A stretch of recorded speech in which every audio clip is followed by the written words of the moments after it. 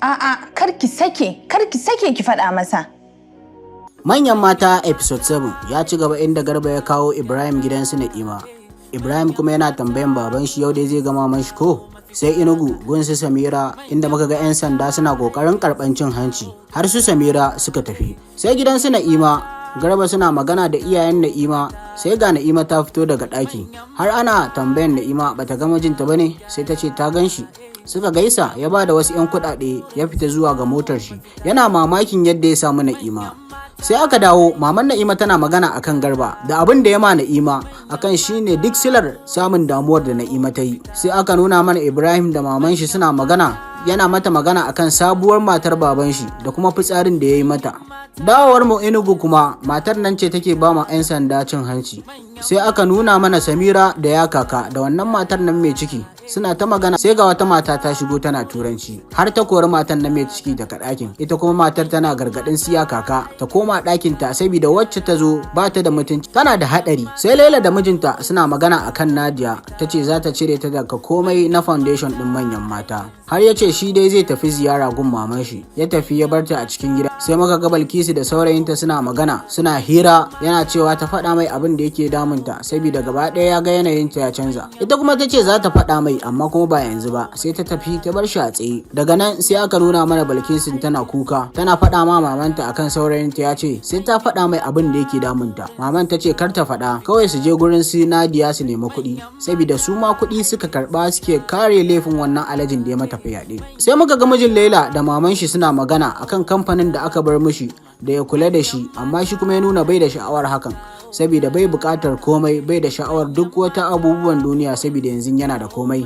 Har ya ara motar maman shi ya tafi. Sai aka nuna mana matar Iliya tana murna akan sakamakon da ta samu na jam, tana faɗa ma mijinta Iliya, shi kuma yana cewa yanzu idan aka tara duka sakamakon ya zama kuɗi nawa za a samu. Suka dai hira suka yi raha, har tana ce mishi yanzu dai ta samu damar karatun yin likita. Sai ga Balkisu sun zo gidan su Nadia, amma mai gadi ya hana shi shiga. Ana cikin haka sai ga Nadia ta zo. Balkisu tana mata magana kenan, sai mamanta ta karba, har Hajiya Nadia ta sa aka bude musu gate suka shiga cikin gidan. Sai ga Laila a inda aka gayyace ta, tana magana akan fyaɗe da yake addabar kowa da kowa, tana kuma cewa maza ba sa kyautawa, me yasa gwamnati ba ta ɗaukan hukunci ga masu fyaɗe. Ta ci gaba da jawabi da kakkauran murya saboda abin ya taɓa ta, ya dame ta, tana ƙoƙarin janyo hankalin iyaye akan tarbiyyar 'ya'yansu. Sai ga Nadia da Balkisu akan maganar da suka yi a gida, amma Nadia ta ce kar su faɗa abin da ya faru, amma Balkisu ta ce ita sai ta faɗa.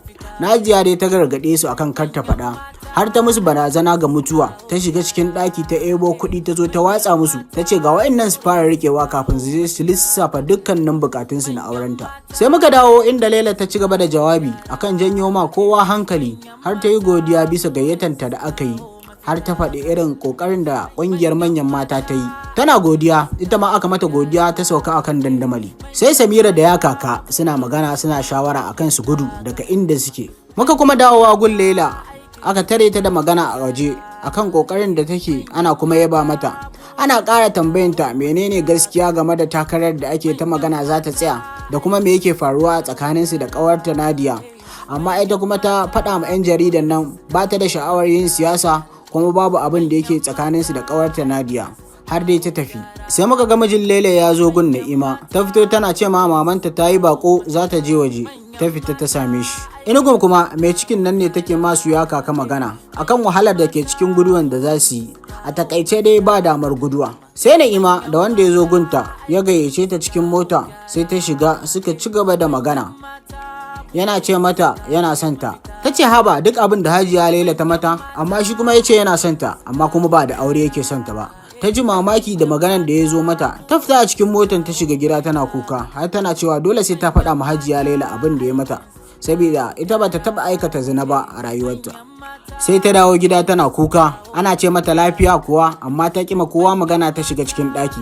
Sai aka bi ta ciki. Sai muka ga wata mata tana kallon hirar Hajiya Laila a TV, tana jin daɗi tana murna, har tana cewa Laila tana burge ta, Tana so dai ta yi amfani da dama domin ta kira Hajiya Laila ta janyo ta cikin siyasa tsindin, kamar yadda dai ake ta magana Laila za ta shiga siyasa. Har ta sa aka kira ta a waya, ita kuma ta amsa da cewa to. Sai aka nuno Nadia da mijinta suna magana akan Laila saboda ta cire ta a masu lura da kuɗin ƙungiyar manyan mata. Shi kuma mijinta yana ƙara ziga ta, wannan ma ai bai yiwu ba, yana da ya ziga ta akan su je su same ta. Ita kuma Nadia ta yanke shawarar kawai dole za ta je ta same ta, a yi ta ƙare, ma'ana dai su yi baran-baran.